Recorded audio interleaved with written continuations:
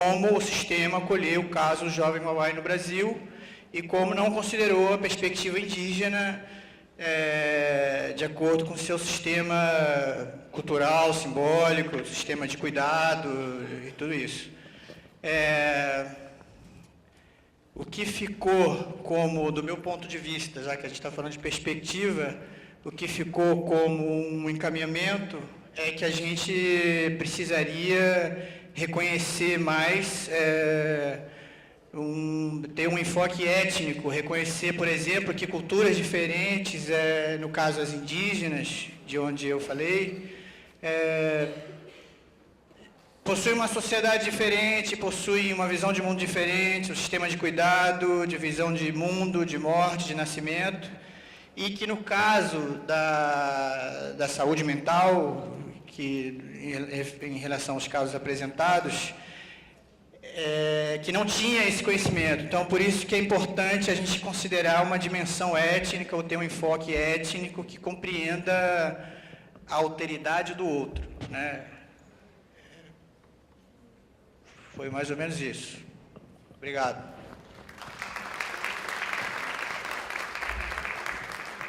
Oficina 3. Aqui, ó, eu levo o microfone. Pode ir. Querem falar daqui?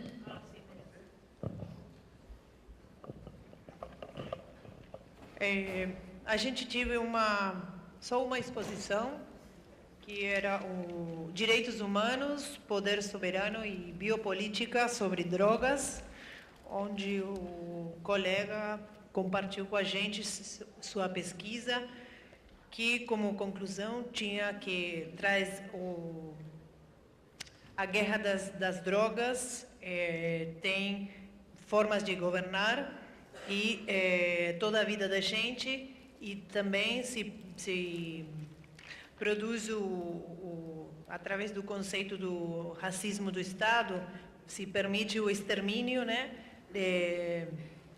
em nome dessa guerra das drogas. Toda a vida nas favelas, por exemplo, se relativiza e se construi um indivíduo perigoso, onde essas subjetividades produzidas fazem que a própria população admita que essas pessoas consideradas perigosas possam ser exterminadas.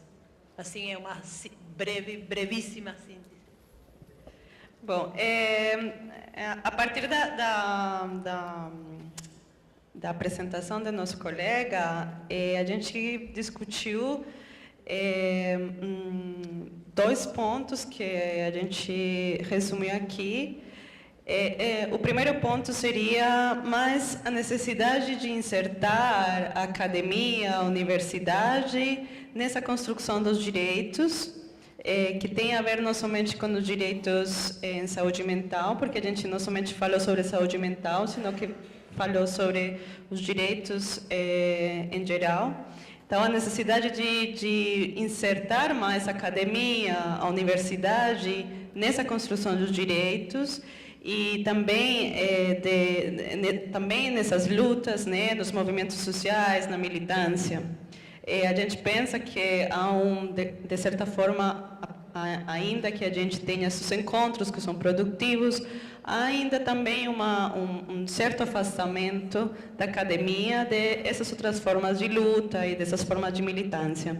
E a segunda proposta que a gente tem é também refletir um pouco sobre como essa distância que existe entre a lei, os direitos e a prática ou a forma de levar a cabo essas leis e esses direitos. Também a gente pensou que é preciso pensar, então, como devem ser construídos esses direitos no âmbito da saúde mental e se necessariamente esses direitos têm que estar vinculados com o direito, né? Com o direito, com a advocacia, com o jurídico. A gente teve uma longa discussão sobre esse aspecto. Acho que é isso. Muito obrigado. Agora, oficina 4. oficina 4.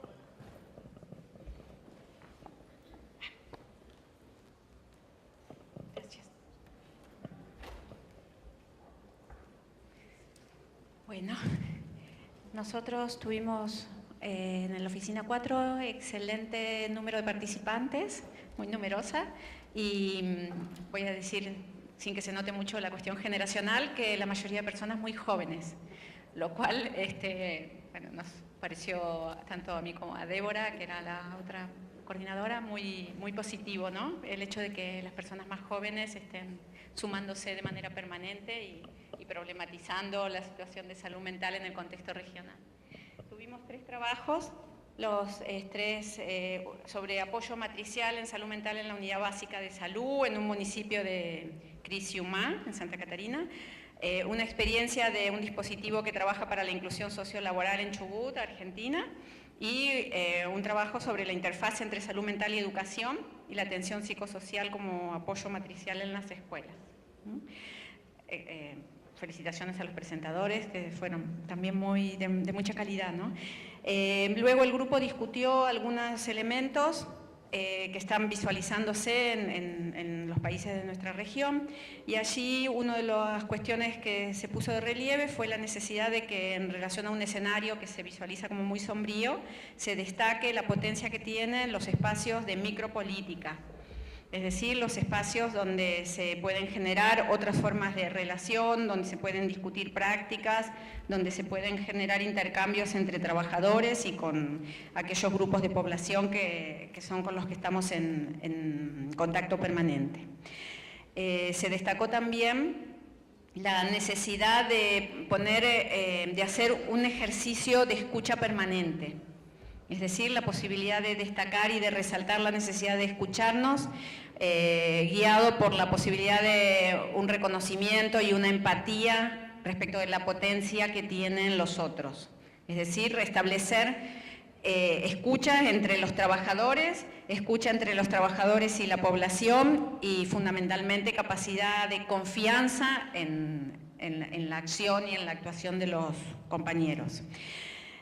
También se puso de relieve la necesidad de cuestionar las prácticas burocratizadas y normatizadas que desarrollamos cotidianamente y que en buena medida, ligadas a exigencias de productividad en el espacio de trabajo, generan dificultades para una crítica más cotidiana y permanente respecto de lo que hacemos. En términos de propuestas ya más concretas, de pasos, se destaca la necesidad de fortalecer encuentros como reuniones de estas características, y también la necesidad de establecer contactos más sólidos entre los movimientos de trabajadores y las universidades. También se visualizó que las prácticas y las dificultades eran similares entre personas y grupos y equipos que proveníamos de diferentes ciudades y de diferentes países, y eso ha generado en el grupo una cuestión de mucha confianza respecto de que luchamos por las mismas causas, digamos, de que hay cuestiones que compartimos entre los distintos ámbitos y los distintos trabajadores de los países. También se señaló que la asistencia a este encuentro era un privilegio. Digamos, que las personas que todas nos manifestamos muy conformes de estar acá, se destacó como un privilegio la posibilidad de que estuviéramos compartiendo, escuchándonos y encontrándonos, ¿no? Y una propuesta concreta fue la necesidad de generar un espacio que podríamos denominar una plataforma digital. Podría no ser una plataforma digital, sino tener alguna forma, digamos, pero que la posibilidad fuera a través de redes sociales que nos permitiera instancias de comunicación más permanente, que saldara las distancias geográficas que tenemos, y que ese espacio facilitara cuestiones de intercambios de prácticas, de intercambios de comunicación, de intercambio de eventos, de denuncia de situaciones, de socialización de documentos o de elementos y de información que consideramos pertinente. Al mismo tiempo que ese espacio digital o virtual en el cual nos encontremos no sea considerado un fin en sí mismo, es decir, que no sustituya la posibilidad de vernos cara a cara, que no sustituya la posibilidad de que estemos compartiendo un espacio concreto y material de nuestro intercambio. Es decir, que ese espacio fuera un camino y no un fin en sí mismo. hasta allí.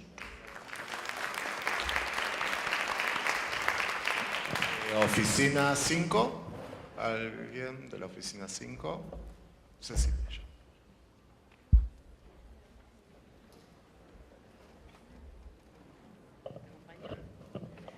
Bien. Bueno, buenas noches. En la oficina 5 se presentaron dos experiencias, una de una investigación sobre una cooperativa de catadores y otra que estoy yo, que es porque faltó otra compañera y el otro coordinador, que es una emisora de radio llevada adelante también por personas con diversos padecimientos.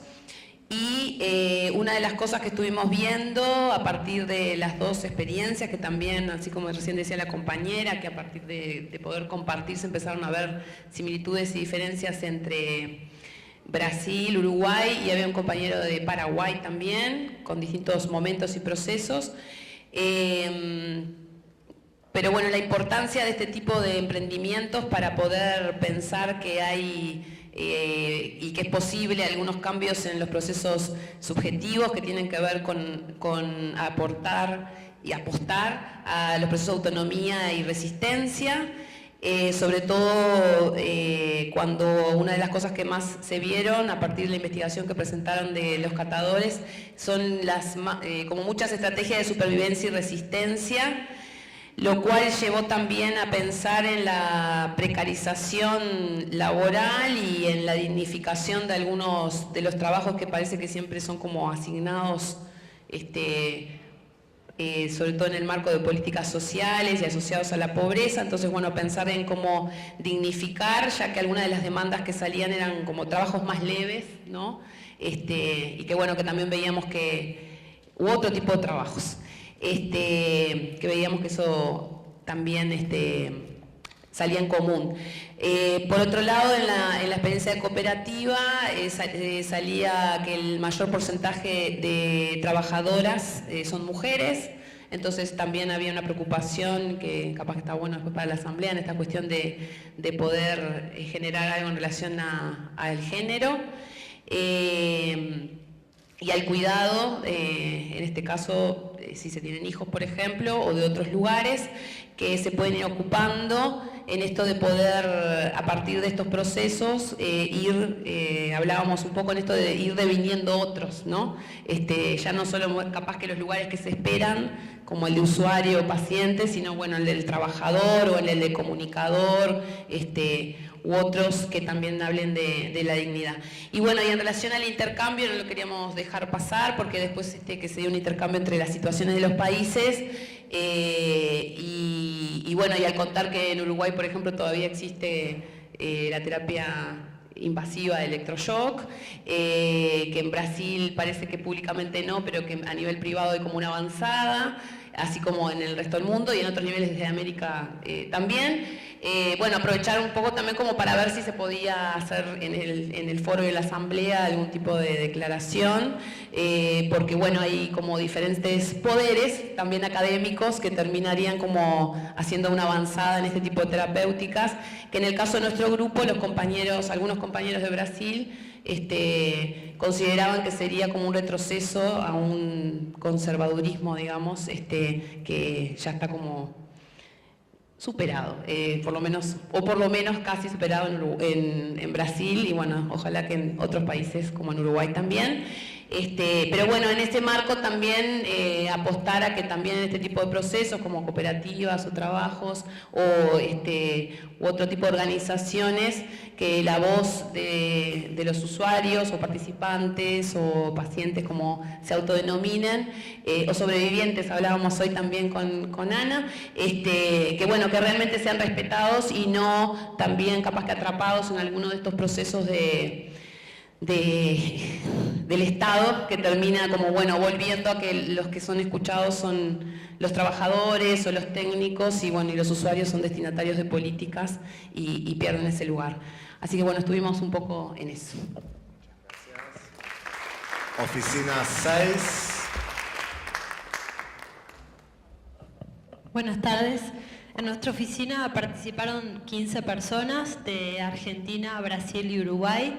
se presentó una experiencia de investigación de una compañera argentina acerca de la declaración de incapacidad jurídica y entre todos elaboramos una pequeña relatoría que la leo porque creo que va a ser más clara. En el grupo participaron estudiantes y profesionales de diversas disciplinas insertos en distintos espacios vinculados a salud mental.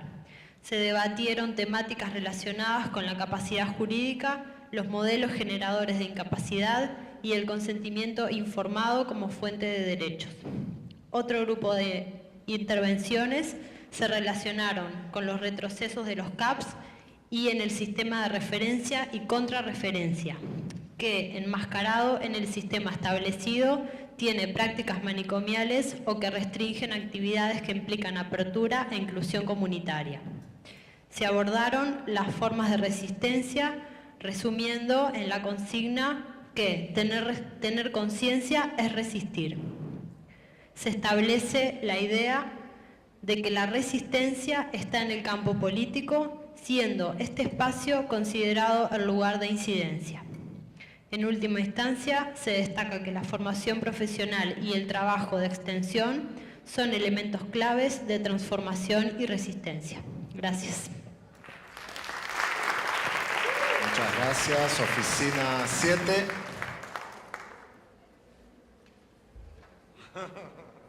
Arriba, o esforço. Bom, na nossa oficina participaram 16 pessoas, discutimos 2 trabalhos, arte-terapia como instrumento de reabilitação psicossocial em saúde mental, experiência de estágio em CAPS 3, por intermédio da colega Marielle, e a percepção da autoimagem no processo de inclusão da pessoa com deficiência, um trabalho de muitos colegas, representado ali pela Fernanda e pela Daniela.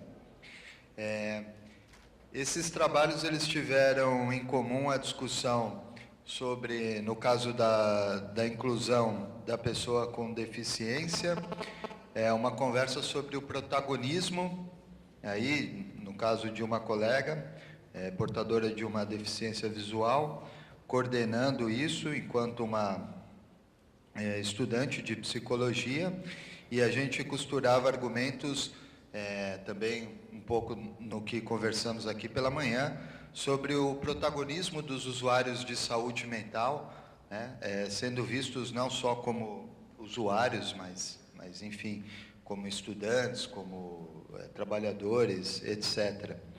Essa linha convocou a gente a pensar um pouco na própria ideia da biopolítica e nas formas de vida sendo dilatadas como formas de arte, tal qual Foucault já escrevia, e que faz a gente pensar nesse vetor de resistência da biopolítica, que não é só, né, a opressão, no caso do sistema, da produção de saúde, de corpos, etc., sobre as nossas vidas, mas como resistir a tudo isso, como resistir ao macro com as nossas vidas, né? Portanto, é um estudo que dialoga muito com a ideia da singularidade, né? Foi uma discussão muito rica, não encaminhamos nenhuma proposta redigida aqui para a pauta, mas, além desse tema, eu destaco uma conversa muito interessante sobre a singularidade de cada CAPS, né, como que é pensar um dispositivo continental com mais de 2.000 unidades, né? Brinco aqui, é quase uma franquia da rede de fast food McDonald's, né? Como pensar isso respeitando as singularidades de cada território, né? Como um CAPS ali na região de Criciúma pode ser diferente de um de Cascavel ou outro em Botafogo, no Rio de Janeiro. E, por fim, uma conversa muito interessante sobre a formação profissional, né? É o velho mantra, né? Para estar aí onde a gente está pisando, precisa, enfim, um envolvimento ético, estético e político com a causa, né? Então... Muito obrigado. Oficina 8.